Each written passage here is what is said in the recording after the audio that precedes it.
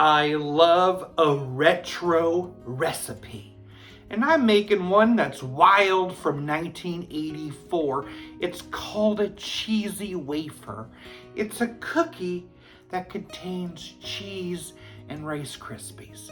I learned about this recipe from another channel called Vintage Cookery, a really cool new channel that you'll have to check out.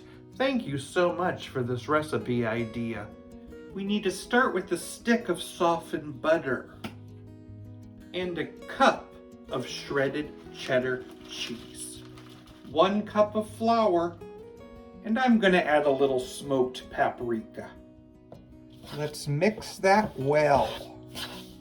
Now I'm gonna mix in a cup of Rice Krispies. Form that into balls. Flatten balls a bit with a fork. I'm gonna bake them 10 minutes at 350. Let's try this retro cheesy wafer.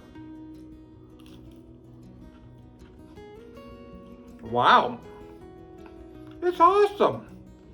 It's kind of like a biscuit, and it has crunch. Thank you so much for watching, and see you next time. I judged a competition for best neckwear. It was a tie.